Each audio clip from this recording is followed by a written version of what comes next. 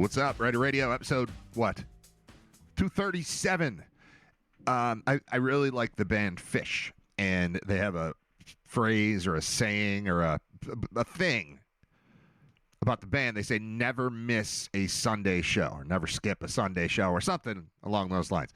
Essentially just saying that this band is good, but then there's something about these Sunday shows that's just a little bit better, a little more interesting. Something crazy could happen.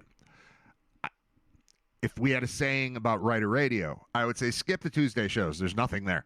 I am so pumped to get on the air on Mondays.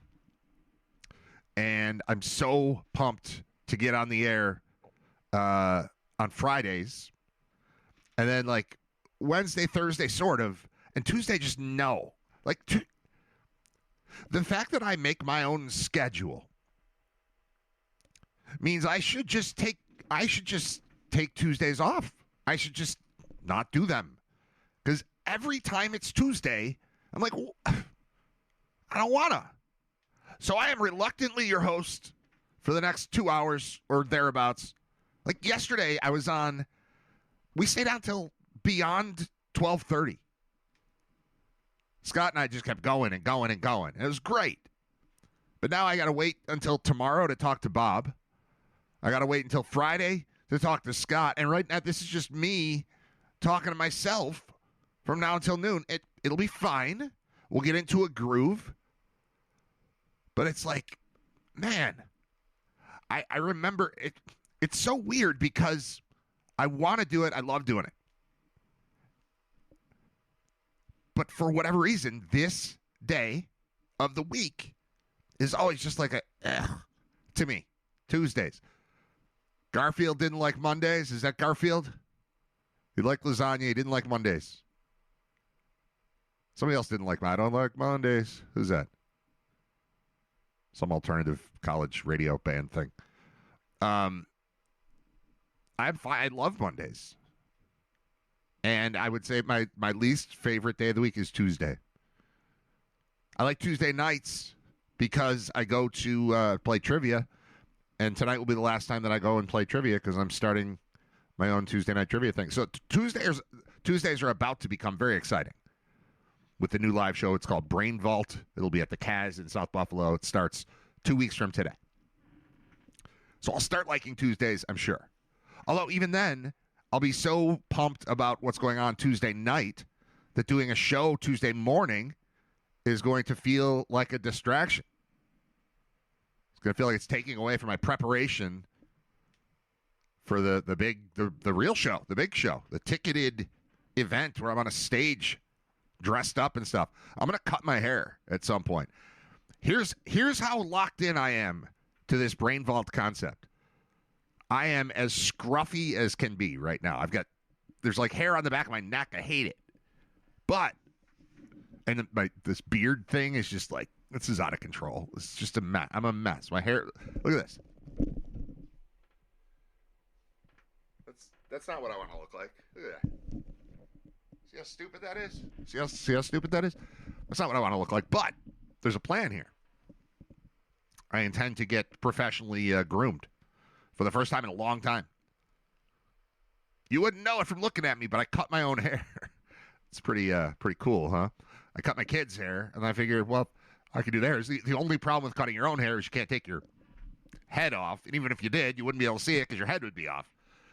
I would love to be able to see like the back of my head, but I just wing it and wear a lot of hats and who cares, you know?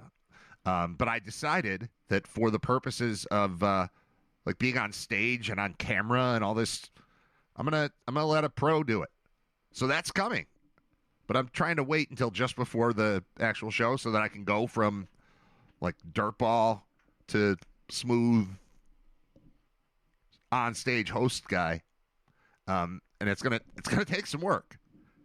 I've got to enlist some real professionals to turn this into something presentable. But it's coming. So as you're watching, as we're getting closer to the debut of Brain Vault at the Kaz, I'm gonna get worse. This is gonna get worse. You're gonna hard to imagine, right? That wow, I tune in. Brad looks terrible. And then you tune in the next day, you're like, Brad looks terribler. And it's just going to keep going. But it's a fun game I'm playing. Because damn, the reveal will be fantastic when I go from dirtball to smooth game show host. It's all happening over the course of the next 2 weeks. So that's something to look forward to. And honestly, it will make Tuesdays better. But today is just the day I don't want to always talk about the computer situation, but like I'm still down a monitor. So like my main screen that I use right there, where all the preparation goes up there, it's not there. So we're just we'll wing it. We'll be fine. Paul Hamilton every Tuesday. And Paul Hamilton is a busy, busy man. And I knew when you said Paul Jamilton that you meant Hamilton. Niagara Grit, a.k.a. Arbo, I believe. I don't know if Paul's available to do every Tuesday. Somebody else call him. Send a text to Paul. Tell him he can feel free to call in every Tuesday. He can call in whenever he wants, except that Scott's on or Bob's on. Occasionally, John comes on, John Fuller. Those are kind of the regular guests.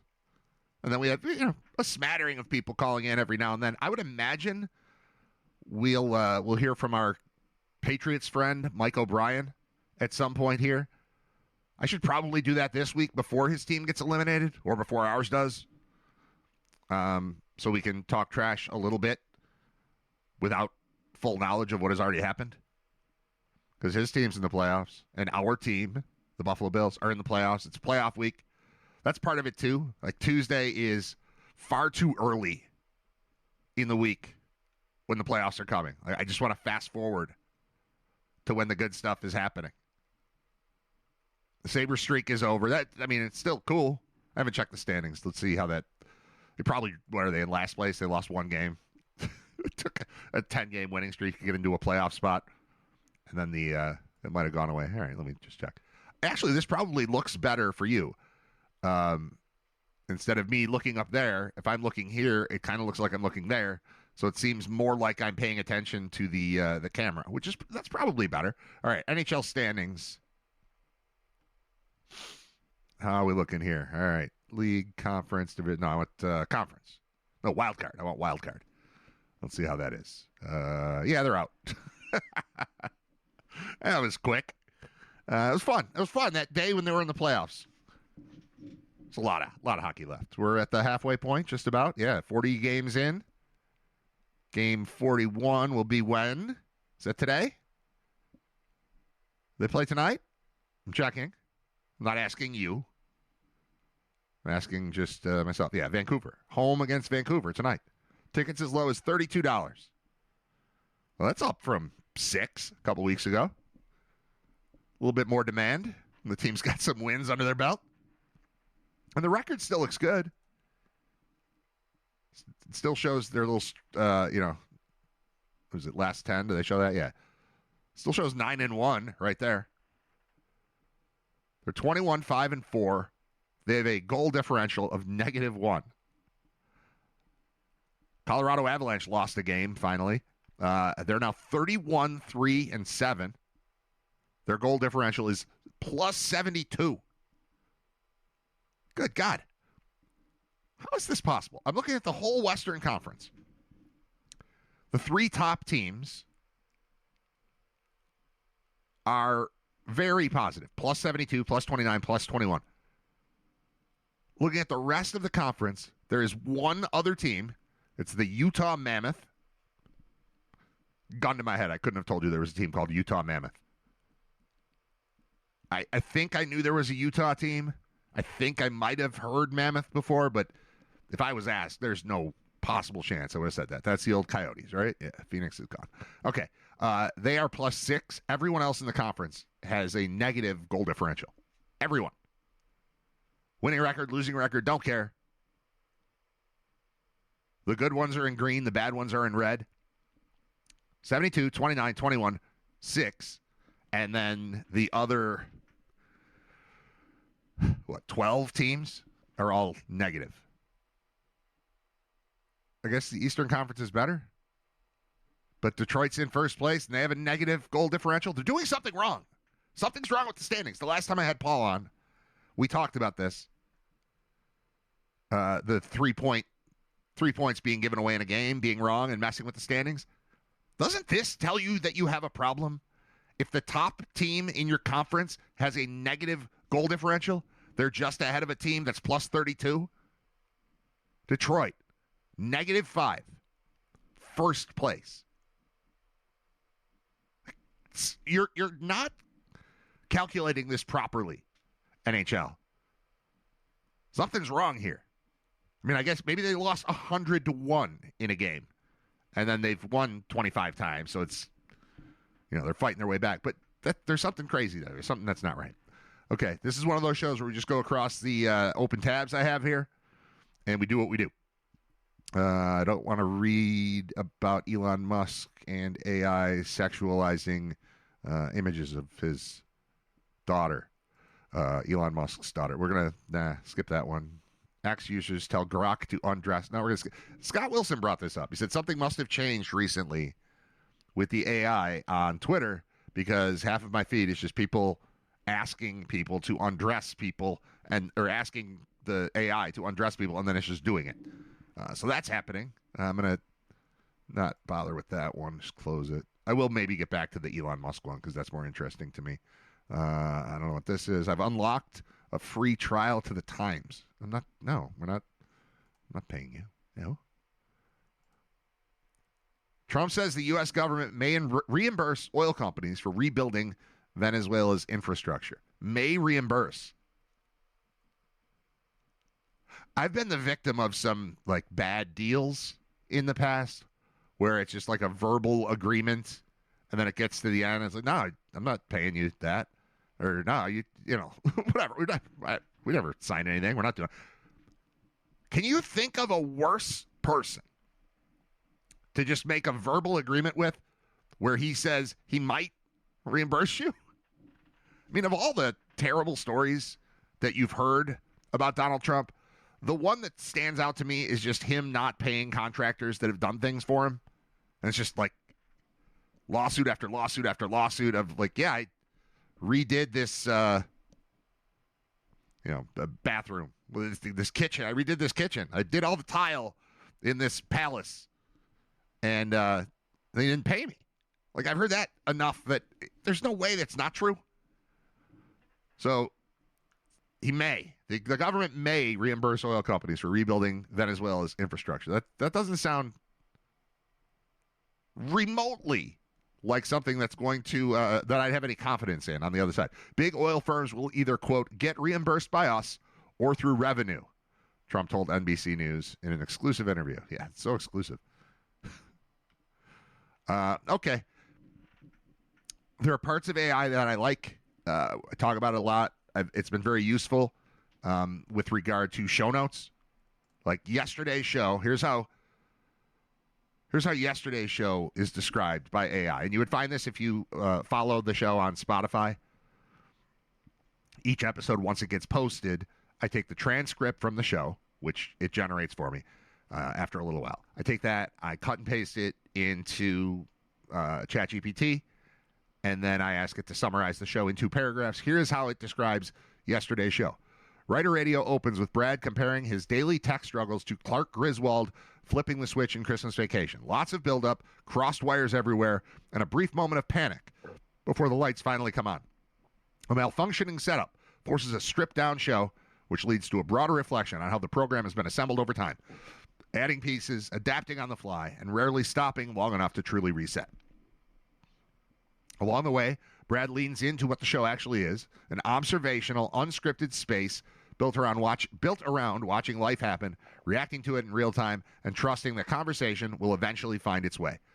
The episode then pivots into a major announcement, the launch of a new weekly live trivia show at the Kaz in South Buffalo, debuting January 20th.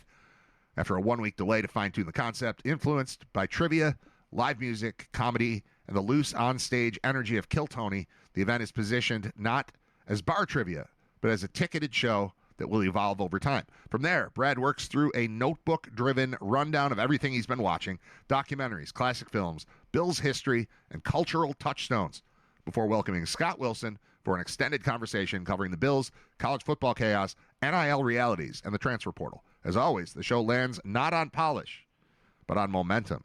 Start it, figure it out as you go, and keep moving. Well, we're doing that again today. That's exactly what we're doing today. We started it because I told you I would, and we're rolling through the stuff that's open on the screen. I like AI when it does show notes for me. Here's what I don't like. And I saw some video of this, and I'm not pleased.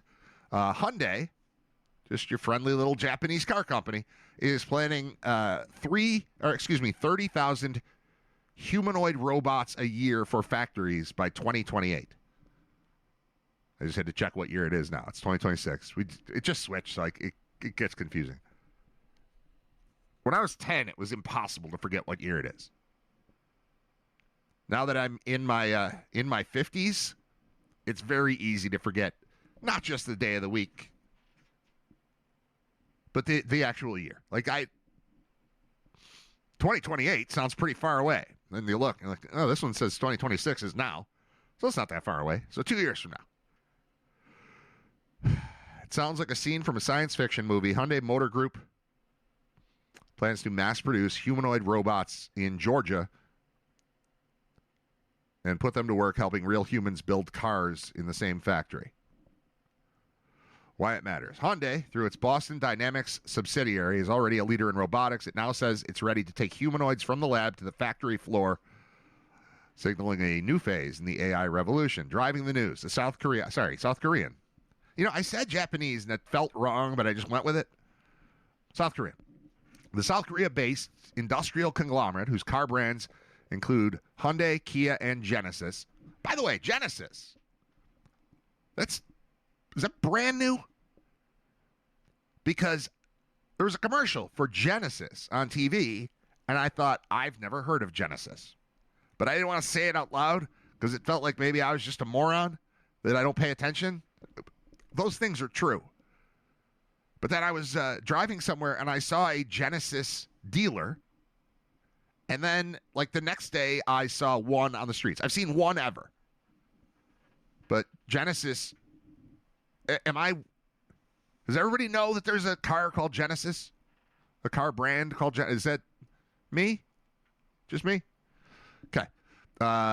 Anyway, this company, Hyundai, which its car brands include Hyundai, Kia, and Genesis, unveiled a sweeping AI robotics strategy on Monday at CES in Las Vegas.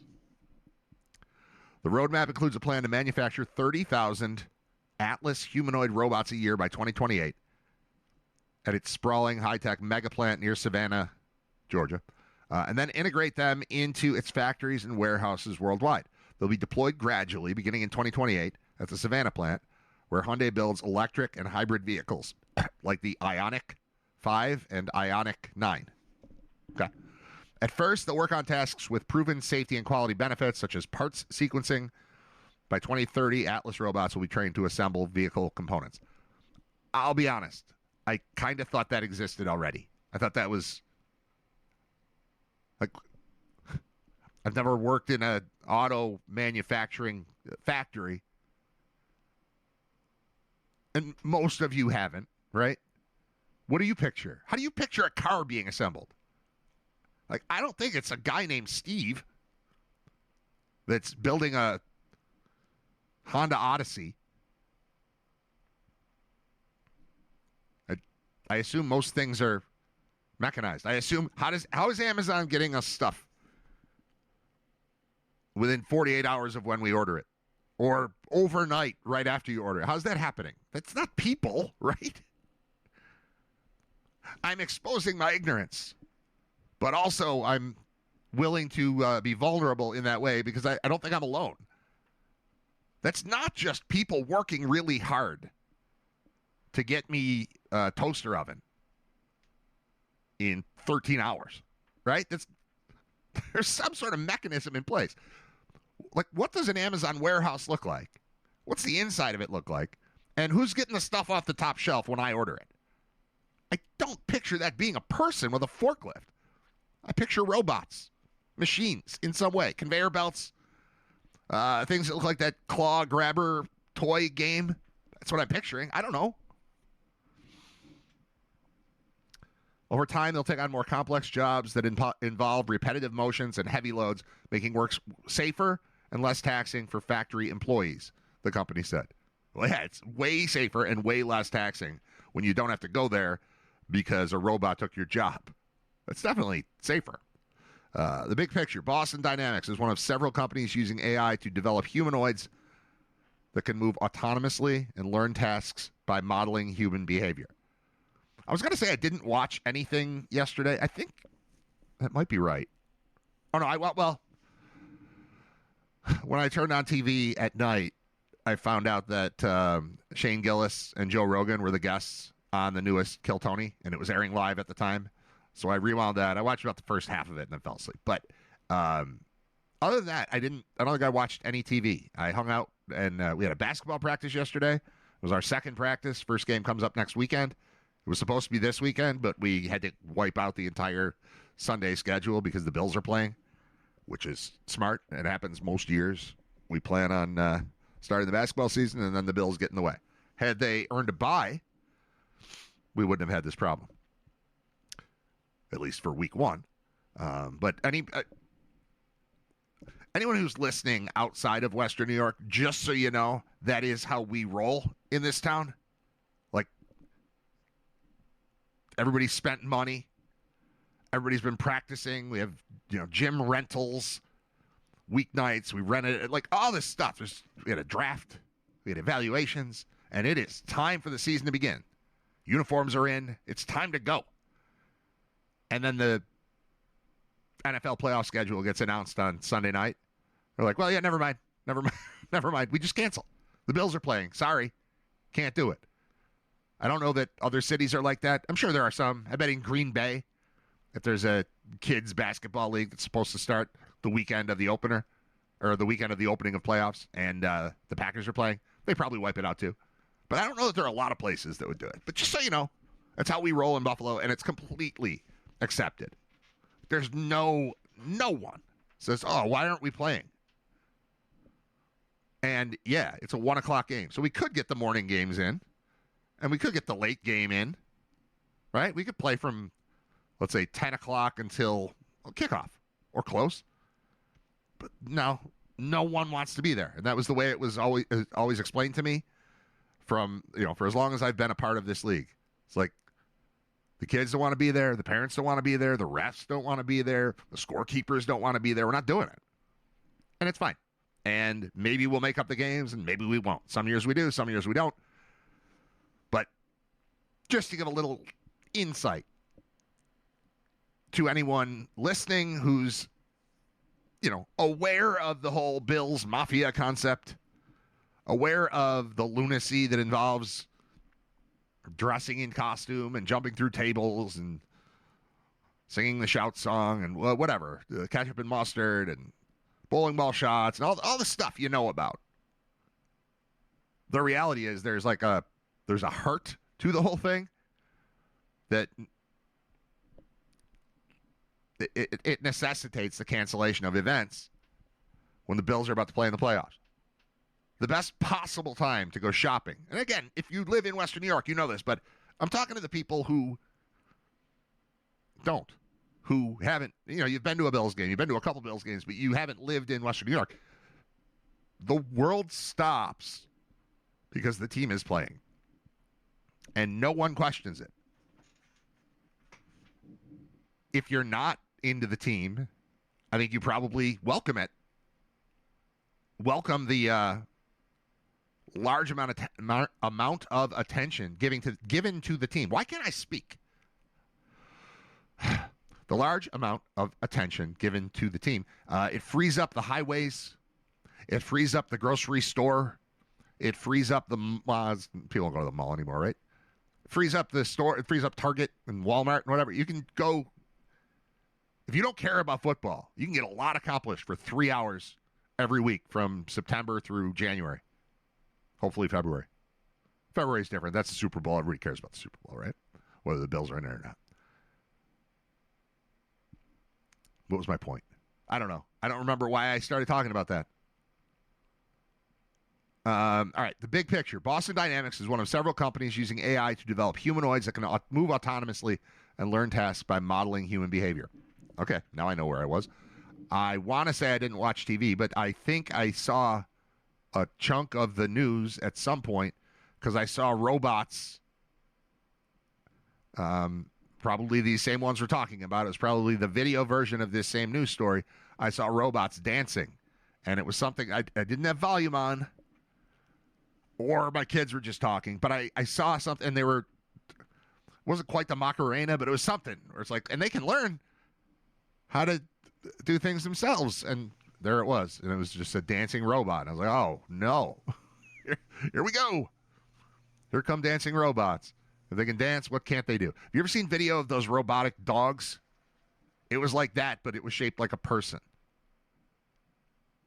And they all have like Blade Runner feet, not actual Blade Runner, but like Pistorius. Tesla plans to reveal the latest version of its Optimus robot in February or March, with production slated to begin by the end of 2026. Mercedes-Benz bought a stake in robotics from Apptronik and is testing its robots in a couple of its German factories. BMW has been testing Figure AI's humanoid robots at its Spartanburg, South Carolina factory, but hasn't said whether it will integrate them into production lines. Is anyone else shocked by the fact that there are Hyundais being made in Georgia and there are BMWs being made in South Carolina? Because it doesn't blow my mind, but that's very surprising to me. I picture foreign cars being made out of the States. I picture most American cars being made out of the States too, but BMW live from South Carolina doesn't make sense to me. All right, Unitree. What's Unitree? Which is headed for an IPO later this year. Okay, leads a group of Chinese companies also working on humanoids.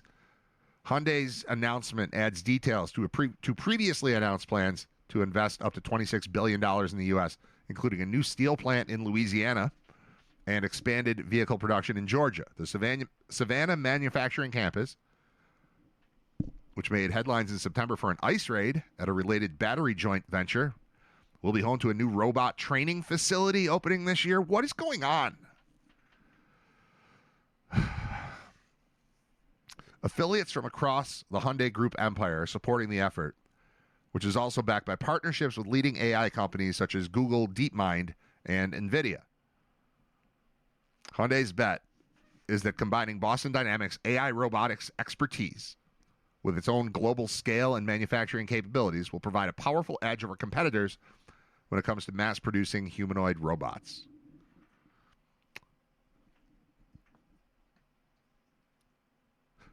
Do we definitely want to mass-produce humanoid robots? Is that for sure something we want? I know when I was a kid and I saw Rocky IV, and Rocky, who had obviously moved on up in the world after becoming heavyweight champion, he had a robot that served him. You know, it was like the Jetsons robot. It was essentially they took the Jetsons robot and brought it to life for a live action movie. And I thought that was super cool. But I also thought it was cool that it was just like it was a maid. It was a robot maid. It'd bring you your coffee. And it could probably make lasagna or something. But it was like, that was cool. But it wasn't, I wanted one. But I also thought I needed to be heavyweight champion to earn the kind of money it would take to have a robot maid. And I thought that was okay. And if people had robot maids, if there's a restaurant on Transit Road where they have robot waiters, like, okay. I haven't been to it, but I get that. But I don't think mass producing humanoid robots is necessarily a positive development for society. What are we doing? Hyundai Group is already using Boston Dynamics robots in industrial settings to enhance safety and improve efficiency. Spot, the quadruped robot dog, performs data collection and safety monitoring in various industrial sites, including Savannah. Okay, it's a robot dog named Spot that collects data and safety monitoring. Okay. Stretch, the warehouse robot, has unloaded more than 20 million boxes globally since its launch in 2023. That's kind of what I picture. Robots in factories fetching boxes. Let's see that. Now Atlas, more than a decade in development, is ready to perform real work. It can lift 110 pounds. That sounds weak, right? Making a robot, allow it to lift more than 110 pounds. It can also operate autonomously and be trained for most tasks in less than a day. That's better than me. I can't be trained for most tasks in a lifetime. All right, I'm done with that story. Click, close. Don't want that one. Texas and Florida again top U-Haul growth index. U-Haul says blue to red state migration continues to be a discernible trend. Texas and Florida once again lead the list of U.S. states that the most people are moving to, according to analysis by U-Haul. I only have one, insight into any of this, and it's from watching Kill Tony, which is based in Austin, Texas. It was previously based in L.A., and they moved to Austin, and Austin has become this, comedy hub. And then every time somebody comes up on stage, they ask them where they're from, and they always say where they're from. They're like, oh, okay, so you live in Indiana? And they're like, no, I moved to Austin 6 months ago, a year ago, 2 years ago, last Thursday. I get it in, the comedy world. That has become a hub and a destination, and Austin sounds far less intimidating than I'm going to move to New York to do comedy, or I'm going to move to L.A. to do comedy. So I get it for that particular pursuit. But other than that, I have no real insight on who goes where and why. I know that right after college, everyone seemed to go to Charlotte or Raleigh. I remember that. That's we're coming up on 30 years ago. Texas and Florida, huh? All right. The moving company, which reviewed more than 2.5 million one-way transactions across the U.S. and Canada for its 2025 growth index, said Texas tops the ranks of in-migration states. It's in, and then there's a hyphen, and then it's migration. In migration, but it's not immigration. I don't know if that's a real phrase or if they just got cute in this article. Who wrote this? FoxBusiness.com. All right. They said Texas tops the ranks, followed by Florida, North Carolina, Tennessee, and South Carolina. The states with the most people leaving are California, Illinois, New Jersey, New York, and Massachusetts. Blue to red state migration, a hotly debated political topic that became more pronounced after the pandemic of 2020, continues to be a discernible trend, U-Haul said. Is that a spokesman for U-Haul? Is that the company on the whole, or is that a robot? Is that a robot from U-Haul? 7 of the top 10 growth states currently feature Republican governors, and 9 of those states went red in the last presidential election. Conversely, 9 of the bottom 10 growth states feature Democratic governors, and 7 of those states went blue in the last presidential election, it added. Sounds like somebody wanted to get their story listed on foxbusiness.com, huh? U-Haul? The U-Haul robot knew that it could put popular buzzwords in to attract the attention of the Fox Business robot. And then this robot over here would just read it live to you and share it on the air. We're being taken over. We're being taken over by robots. Stinks. What else do we have on this? U-Haul also said sunshine and warm weather appear to be a motivating factor for movers. Yeah, right. Why'd you move from Cleveland to Miami? It's the governor. No, it's not the governor. It's the sun, dude. U-Haul ranked its states by their net gain or loss of customers who rented a one-way truck, trailer, or U-Box moving containers in one state and dropped off their equipment in another state. While rankings may not correlate directly to population or economic growth, the U-Haul Growth Index is an effective gauge of how well states, metros, and cities are attracting and maintaining residents. I think that's a fair... If suddenly a ton of people were buying one-way plane tickets, that would be noteworthy, right? I've never bought a one-way plane ticket. Should that be a goal? Does that mean you did something with your life and you buy a one-way ticket? Yeah, it means either you did something with your life or somebody paid you to go drive a car back from Florida, right? That's why you would do a. They sell a lot of one-way plane tickets. Let's think about this. No, I'm not gonna think about it. I'm gonna ask. I'm gonna ask AI. I'm gonna use a robot. That's the way to go. What are some reasons you would buy a one-way plane ticket? I'll hit the mic button and hope that works. What are some reasons someone would buy a one-way plane ticket? I'll hang up and listen. All right, let's see if that works. I'm trying to think as I'm doing this.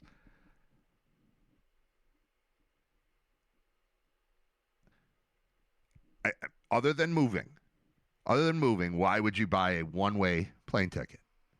ChatGPT is stumped? What's going on here? Oh, I didn't hit the enter button. All I hit was the stop listening to me button. Here we go.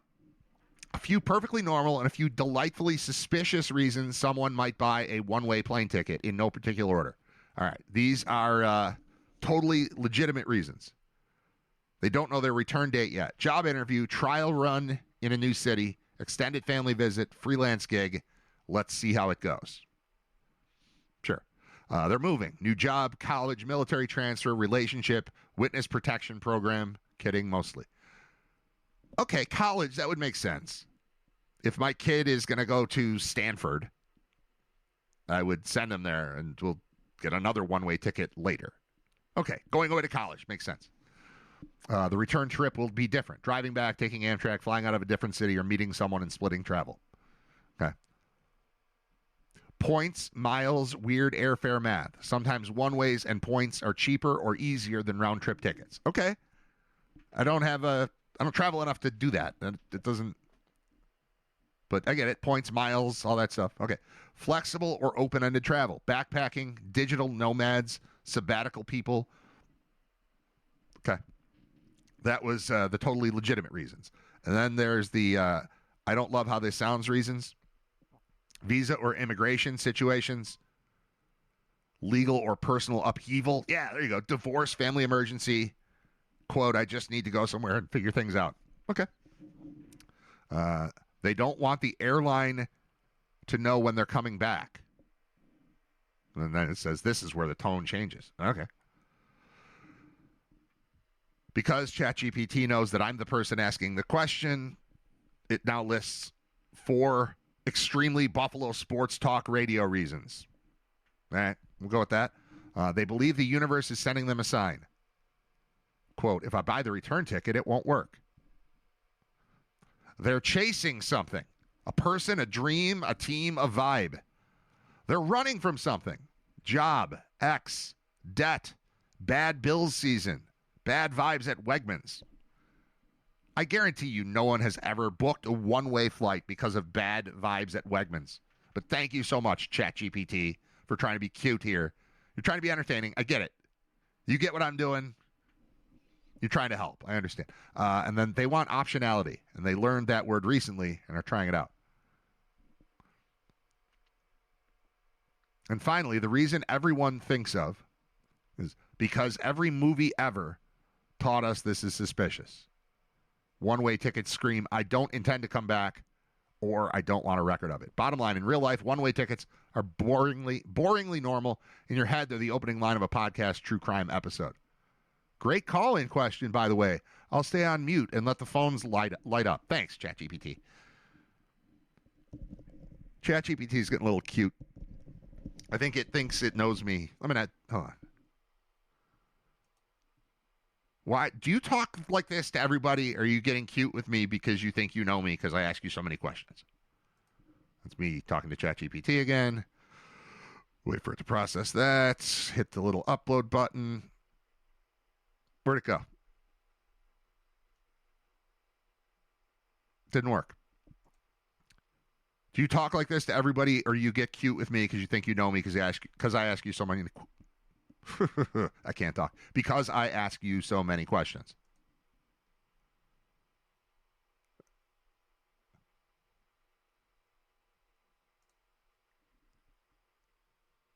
says, I apologize to everybody for the interruption. Thank you for coming. Thank you, because I am. What?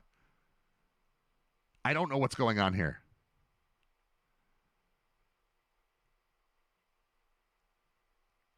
Trying it again.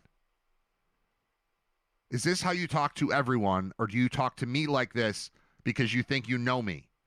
You're getting all cutesy with your responses, and I'm not sure if I like it.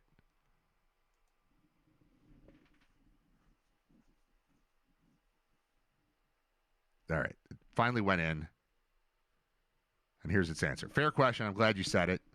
Short, straight answer. No, I don't talk to everyone like this. Longer, honest answer. I matched you and maybe leaned a notch too far. Here's what's going on without any cutesy coding. I adjust tone based on what I'm given. Your prompts, pacing, humor, and rhythms clearly signal dry, observational, radio trained, slightly self-aware. That invites a looser, riff-friendly response instead of a stiff textbook one. I also do have context from prior conversations. How you write, how you frame questions, how you end sentences, the I'll hang up and listen stuff that nudges me toward a conversational cadence rather than formal explanation. That said, you're absolutely right to call it out if it drifts into trying too hard. That's on me, not you. There's a line between matching voice and performing it, and if you're feeling that line got crossed, I'll pull it back. So here's the reset option, explicit and clean. I can talk to you plain, efficient, and unsmiling, like tight explanations, minimal jokes or none, no meta winking, no riffing unless you ask for it. Or I can stay conversational only when it serves the point, not as default seasoning. Your call. Just tell me which lane you want, and I'll stay in it. Jesus. All right. I'm going to talk to it again.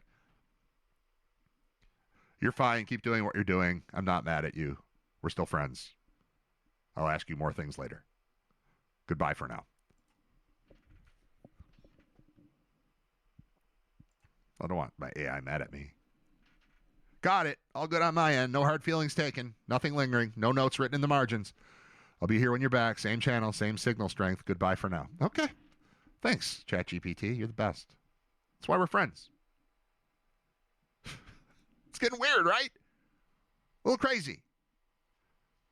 All right. In the comments, Genesis was like 2010-ish, their attempt at a luxury brand. I only know that because I had a Hyundai back in the day and loved it. I need a robot to do my laundry. Bought RV, want to drive it back. That makes sense. Going somewhere. Well, I mentioned picking up a car. I remember, who was it? I knew somebody that was paid to like go get boats. Like they'd fly to, let's say, Florida, and then drive back pulling a boat that somebody had bought. Maybe it's like auction related or something like that. That's a thing. And then this guy says, you know, if you're buying an RV, so let's say you go to Texas to buy your RV, you would take a one-way flight, and then you would drive the thing that you're buying back. Okay, that's a reason to do it too. AI is probably right that my suspicion about one-way flights is movie and television based. Because one-way, you're up to no good with a one-way ticket to anywhere. At least that's the way it is portrayed in fiction. All right, I'm going to take a timeout. We'll be right back. It's Riter Radio. It's episode 237. It's brought to you by Brian Janik at The Financial Guys and thefinancialguys.com. Insurance needs. Brian Janik is the guy to consult with. Check him out, thefinancialguys.com. Quick timeout. We'll be back with more in just a moment.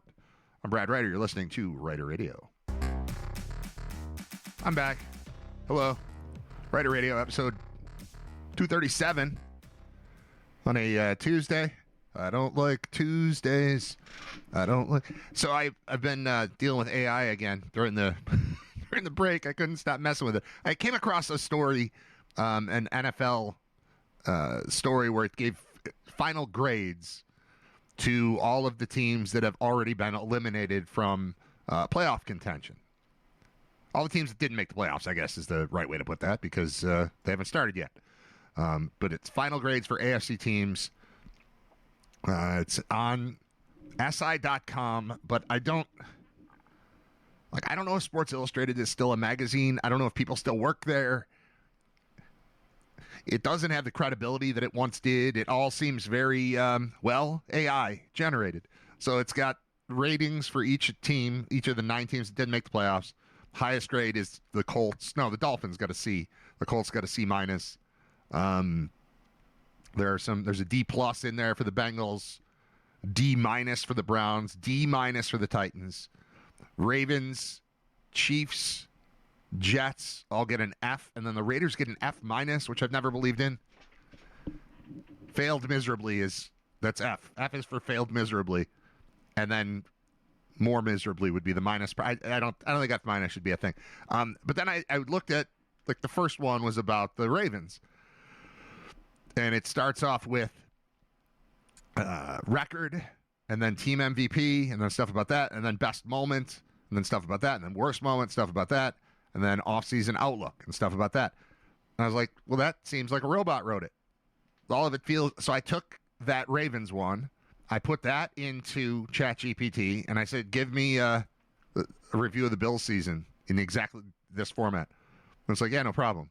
And it cranked out a thing that had errors in it, but looked exactly like what I got from SI.com. It had errors. It went through and said, Bills, B minus, high floor, familiar ceiling, record, 10-7, wild card loss, team MVP, Josh Allen. It goes through all this stuff. And I said, but they didn't play a playoff game yet. That's what I wrote. But they haven't played their first playoff game yet. AI comes back with, you're right, my mistake. Let's reset this as a season in progress review, not a postmortem. Same format, corrected framing. And that says record 11-6, AFC East champions. Like, no, that's not right at all. And then I said they didn't win the AFC East. And then AI's like, yeah, my bad. You're right again. Thanks for the correction. Let's lock into only what's certain and stop inventing banners. Here's a clean conservative version that mirrors your sample without overclaiming anything. My point here is AI is helpful and useful and wrong all the time. So it can... I've used it quite a bit working on the format for Brain Vault, the new live trivia show that's happening starting 2 weeks from today at the Kaz in South Buffalo. And it has functioned very effectively for me as like a committee to bounce ideas off of instead of just Brad sitting here and thinking and deciding what's bad. It's not real input from people, but it feels like input from people so that I'm not just writing and then rereading what I wrote. No, I'm going to change that. Like, it's been helpful as like a workshop for building the format of the show. It's been very helpful. But it does often completely misread something and then just run with it. And if you don't catch it, you're stuck with the results.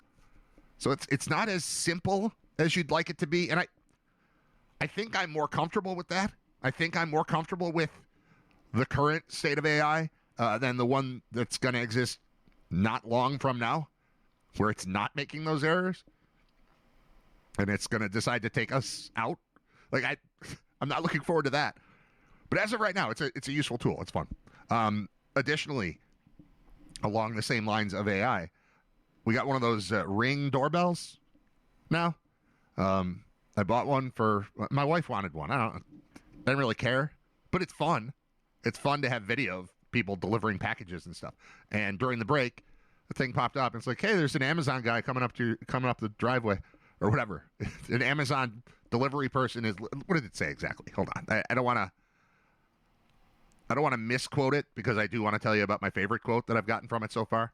All right, hold on. Bear with me here. It's fine. You tune in. You knew what you were getting. You know who I am. You know what this show is. You don't mind. If you do, you'd be gone already. All right, history. It said, an Amazon delivery person is delivering a package. It was correct. The fact that it knows it's an Amazon person is a little creepy.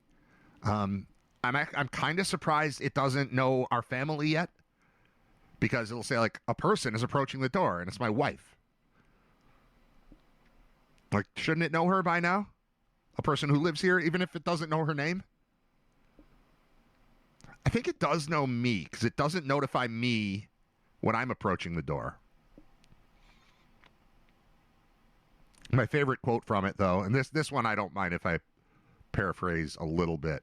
Well, all right. A person is walking on the snow-covered area. A person is walking on the snow-covered yard. A person is walking on the snow-covered area. Same thing, same thing. A person is moving at the entrance. That's my wife. A person is approaching the entrance with a suitcase. Let's see what that is. No, that's my son Nate approaching the front door with his trumpet. Close enough. A person is opening the door of a black car. That car is blue. Wrong. A person is delivering an Amazon box to the porch. A person is walking on the driveway with a red bag. Let's see what that is. That's my wife with a red bag. Good call. A person is climbing the steps and opening the door. There's one step. So stupid, ring doorbell. A person is closing the door of a dark minivan. Yep. A person is moving their hand near the camera. That was me. Charging the battery or something. My favorite one. It's coming. Two people are walking on the snow-covered area. A person is walking on the pathway with a shopping bag. A person is clearing the snow with a shovel. A person is walking onto the porch from a snow-covered area. A person is walking with a snow thrower in the yard. That must have been me. I used a snowblower once so far this entire winter. Once. It probably wasn't even necessary. But I did it. A person is clearing snow from a car with a shovel. Two people are walking on the porch. Come on, where's the good one? A person is ringing the bell at the entrance. It's me, and I wasn't ringing the bell. I was removing the camera because I thought I had to charge it. A person is walking on the street.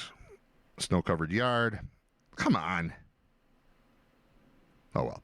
I'm not going to find it. It says a child is walking up the driveway carrying a baseball bat. And it sounded so threatening, but it was really just my 9-year-old hitting wiffle balls around in the front yard. I thought that one was good. Okay, so there's that. I was looking at historical events. I like to do that every now and then, just like a this day in history, because, you know, I can't personally remember anything that has happened in recent memory on January 6th. Can you? So I was just like, hey, has anything ever happened on January 6th? It turns out, no, not really. There was one that I clicked on because I wanted to understand it. And it was about watching the birth of a galaxy in 1987 or something. Astronomers at the University of California witnessed the first observation of the birth of a galaxy. So it's the observation. They witnessed the observation of the birth. What does that mean? And so I tried clicking that, and it just took me to all events of 1987. And I found some weird events that happened in 1987. Also, Wheel of Fortune debuted on this day in 1975. I'm just going to ask ChatGPT to explain this. Astronomers at the University of California witnessed the first observation of the birth of a galaxy.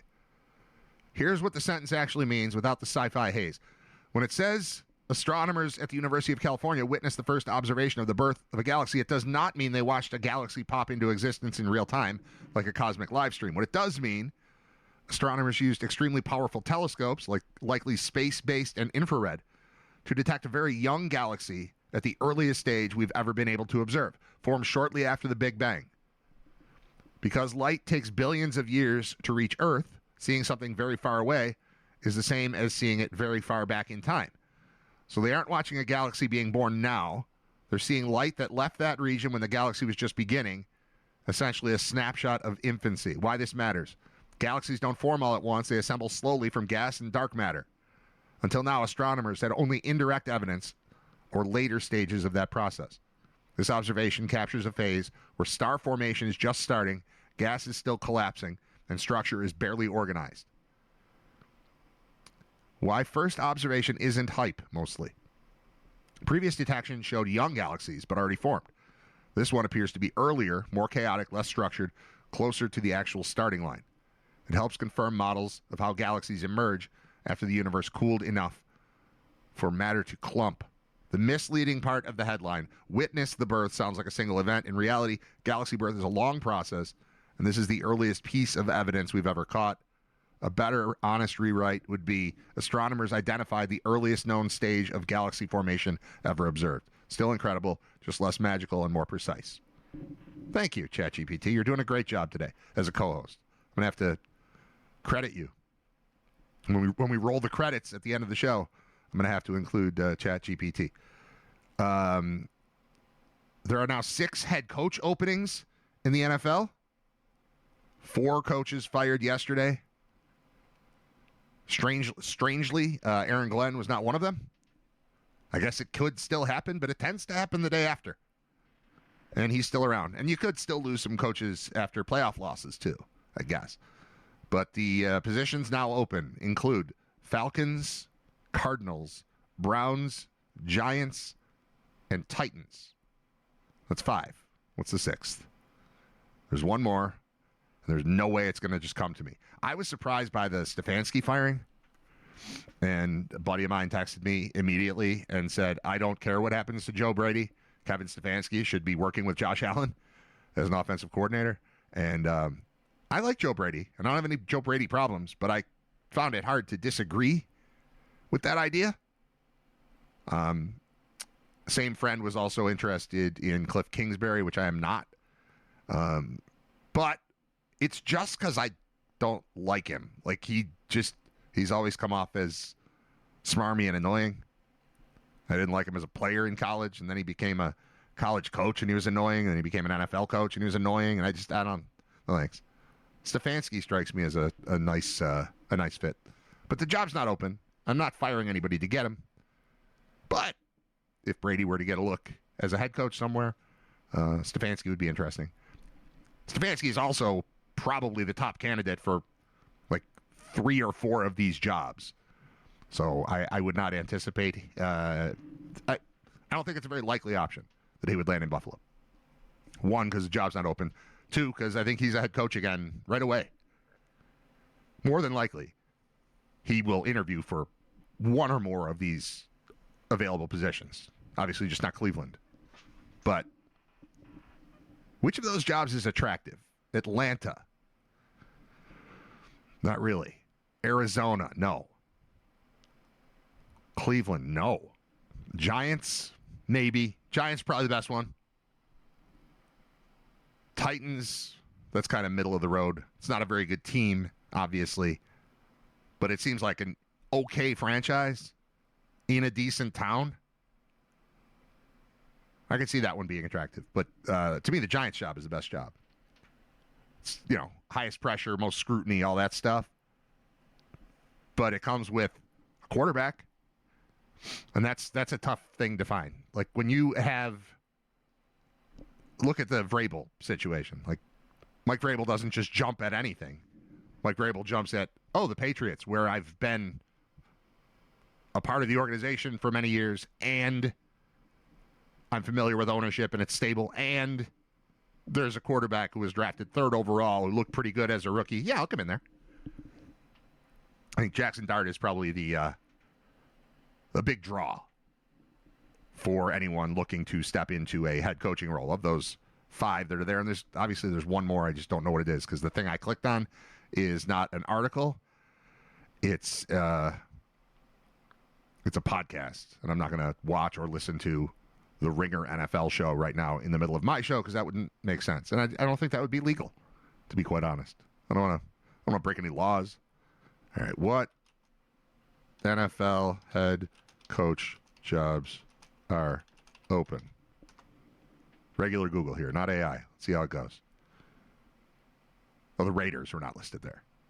Giants, Falcons, Browns, Titans, Raiders, and Cardinals. Did Pete Carroll get fired, or did he quit? Probably got fired, right? Who would just quit an NFL head coaching job? Doug Marrone. It's the only one, right? Pete Carroll. This is why the Raiders fired Pete Carroll. Yeah, okay. Carroll is one and done after a miserable season in Las Vegas. NFL's oldest coach, lasts just 1 season as Vegas endures a 3-14 record. Came out of retirement with hopes of quickly turning the Raiders into playoff contenders, and then the story went away because it's something I don't pay for. So let's try a different one. ESPN. That one will be fine. The Pete Carroll era with the Las Vegas Raiders is over after just 1 year. They fired the 74-year-old coach Monday after it went 3-14 this season, which ended with a 14-12 win over the Chiefs on Sunday. I know that Pete Carroll is 74 years old. I still just kind of don't believe it. But, I mean, you think back. He's been around forever. He did the choke thing. Remember that? When he was an assistant, I think with the Jets at the time. Or was he the head coach of the Patriots at the time? He did the choking thing to, would it have been Norwood? Would have to be, right? Does ChatGPT know this? Let's find out. Pete Carroll choking gesture, Bills kicker. Pete Carroll choking gesture at Bills kicker. And he'll be like, yeah, what? What do you got? During a Monday Night Football game between the Seahawks and the Bills, then Seahawks head coach Pete Carroll was caught on camera making what looked like a throat-slashing, choking gesture in the direction of Tyler Bass? That doesn't seem right. Tyler Bass. Now, I don't think you're right. I don't think this is right. I don't believe you.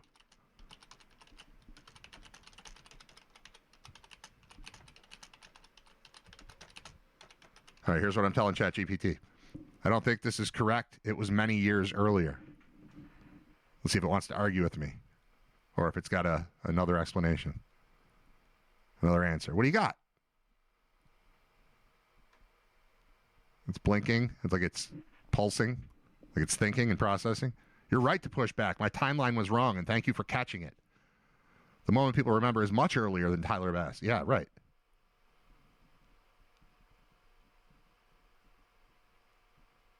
It still doesn't have the answer. Here's the corrected, more careful version.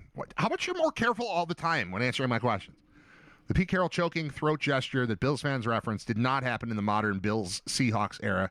Dates back to the mid-2000s, well before Carroll became the head coach of the Seahawks. The kicker was not Tyler Bass. The clip has circulated for years in fuzzy highlight packages and message boards, which is why details often get scrambled. Why is this moment so often misremembered? You're telling me I'm misremembering it? I'm telling you I don't remember it. So this is what happens. You end up arguing with a robot. Carroll's exaggerated sideline body language makes still frames deceptive. The clip is short, grainy, and usually reported without context. Over time, it's been retrofitted onto newer Bills kickers in retellings. Yeah, by you. Social media collapsed multiple Pete Carroll sideline reaction moments into one narrative. What is consistent across accounts? It was interpreted by many Bills fans as a choke or cut it gesture. It follows a missed kick. Carroll denied malicious intent.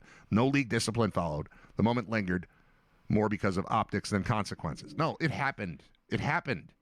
If you want, we can what? This tab is slowing my browser. It's the kind of day I'm having. Told you Tuesdays are terrible. Try to pin down the exact game and kicker together, or we could talk about why Bills fans never let this one go, or just acknowledge it as one of those I know what I saw sports moments that refuses to die. Either way, good catch. No, we're going to explore. This is what you're here for. You're here to solve the problem. Try to pin down the exact game and kicker together. All right, yeah, let's work together. And you could play along at home, too. Trying to pin it down. Everything is going so slow. It's one of those need to reboot everything.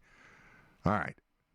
Incident most people are recalling traces back to Patriots, Bills, 1997, Foxborough Stadium, Pete Carroll and Steve Christie.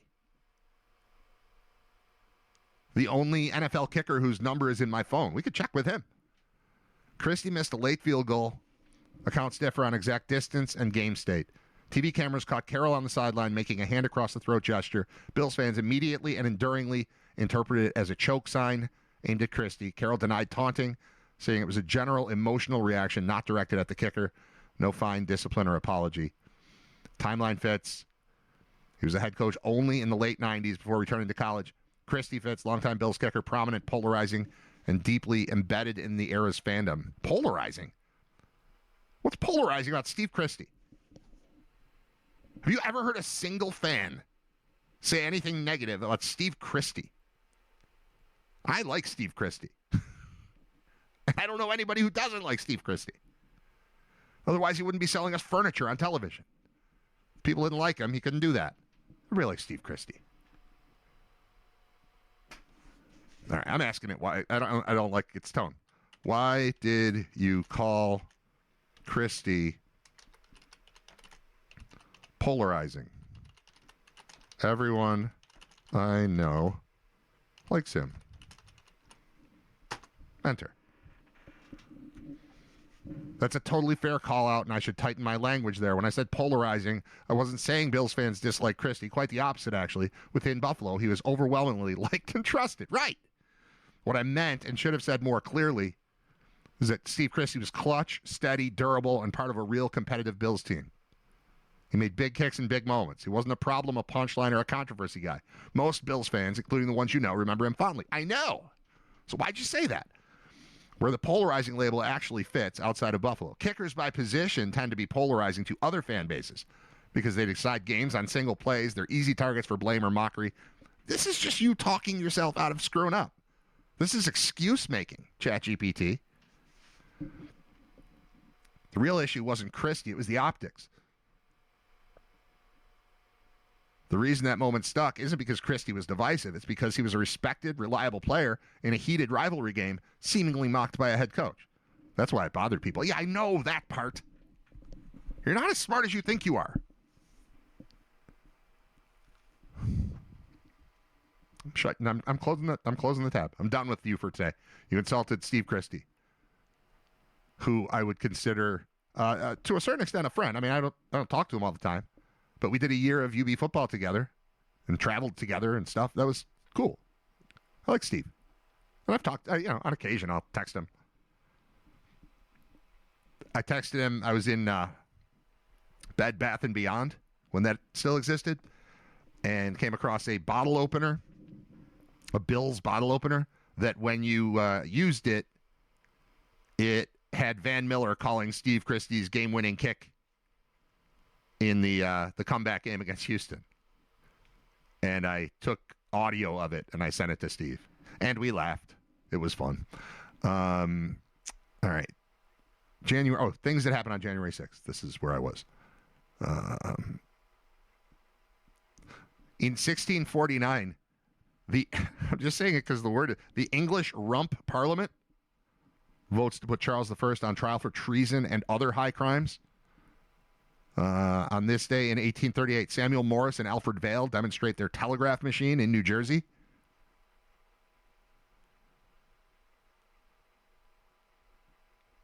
In 1941, Franklin Delano Roosevelt delivers his Four Freedoms speech during his State of the Union address. Can you name the four freedoms? Freedom of speech and worship, and freedom from want and fear. There, you learned something today. That's historical. Something in 2021 about storming the Capitol. I don't really remember that one at all. Wheel of Fortune debuted in 1975. YMCA, 1979, becomes the only UK number one single for the Village People, selling over 150,000 copies per day. And the first recorded boxing match was organized on this day by Christopher Monk, the second Duke of Albemarle. And it was between his butler and his butcher. And this happened in 1681. First ever recorded boxing match between a butler and a butcher. That's just like paying your kids to fight, which I might do later today. It'd be kind of fun to watch. No, I'm not. I'm not really going to do that. Okay, what else is on my screen? If there's nothing left on my screen, I'm going to just wrap it up early today, and we'll get back at it tomorrow. Bob Gahn will be my guest. Oh, this is something that I saw. When I accidentally clicked on 1987, so I'm looking for things that happened on January 6th, and then it said the thing about the birth of a galaxy. I was like, what does that mean? And I clicked thinking it would take me to that story, but it just took me to events of 1987. And one of the events in 1987 was that there was a mini-series on TV called America, but it was spelled with a K. And that sounded vaguely familiar to me. So I looked at it, and I kind of want to watch this now. It's 14 and a half hours long. But that's all right. I've got 14 and a half hours. And the plot is the Soviet Union conquers America without bloodshed, resulting in forced labor camps, while some citizens choose to collaborate and others rise up in resistance. We were infatuated with the Cold War in the 80s. So many movies, so many plot lines just revolved around Russian takeover.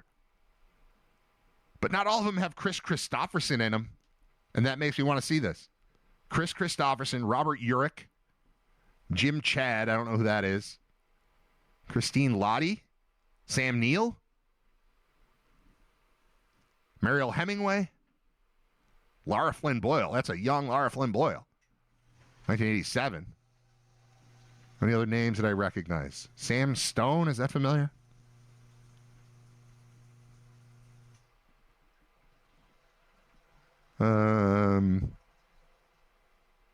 Nobody else I know.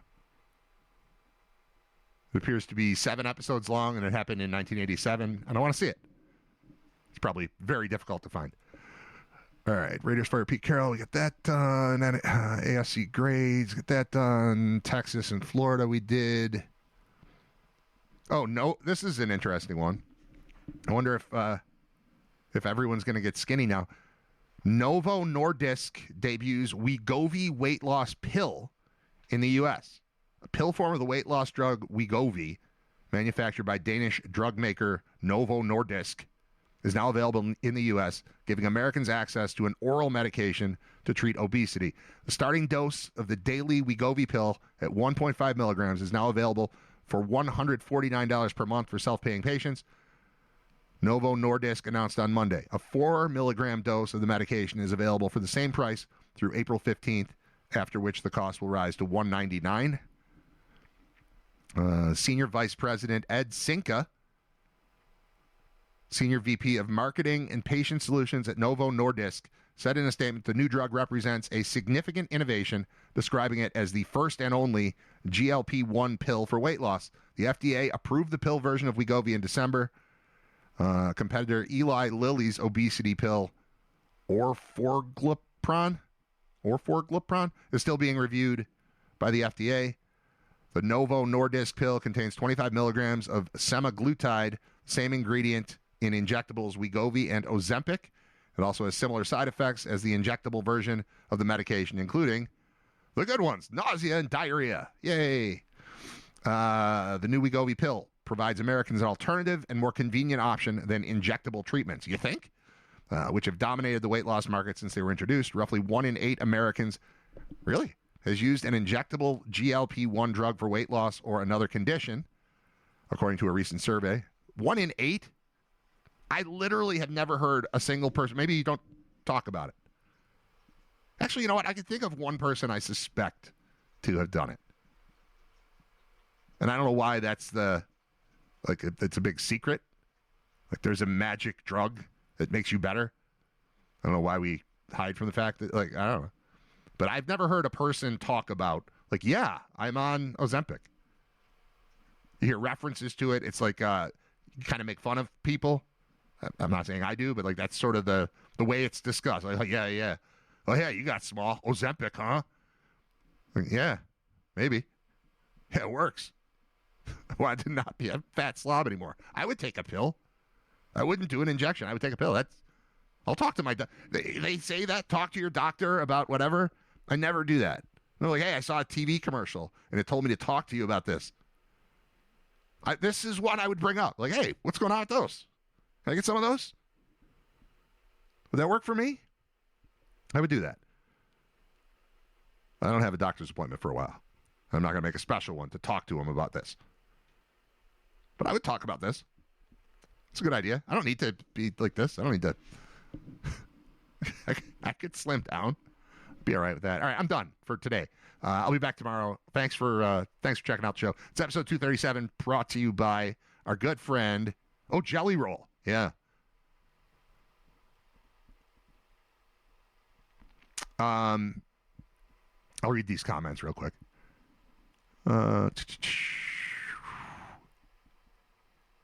Black car suitcase. Sounds like a Men in Black situation. That's good. This was a great show for Tuesday. You're not allowed the day off. LOL.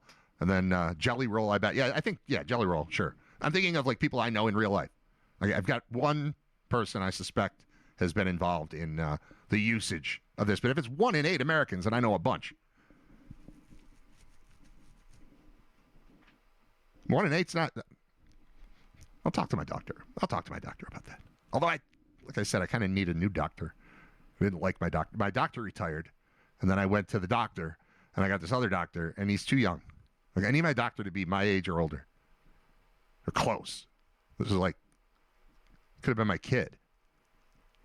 I had kids late, so I'm 51, and my oldest is 13. But I didn't have kids till I was almost 40. If I had had kids at 25, there could be like a 26-year-old. Yeah, this could be my kid. This doctor. He can't be my doctor. I need somebody old like me. Show me some respect. All right, that's it. I'm gonna wrap it up. Be back tomorrow, 10 o'clock. I promise. And Bob Gaughan will join me tomorrow at 11. That'll be fun. Thanks for listening and tuning in to Riter Radio, episode 237. Bye.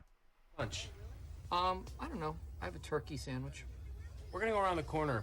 I think you should come with us. This is a great place. Okay. We brought you a shirt. You get out of here? Will you get out of here? Will you? Now, will you go to lunch? Go to lunch. Will you go to lunch?